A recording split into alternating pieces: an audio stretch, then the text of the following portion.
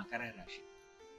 మకర రాశి వారు ఈ వారం సొంతంగా వాహనాలను చోదనం చేయడం, వాహనాలను నడపడం ఇలాంటివి, అలాగే ఏదైనా యాత్రలు అని అనుకునే వాళ్ళు కూడా యాత్రలు వాయిదా వేయడం, ఇంటి పట్టున ఉండడం, ఆరోగ్యాన్ని జాగ్రత్తగా చూసుకోవడం చెప్పదగినటువంటి సూచన.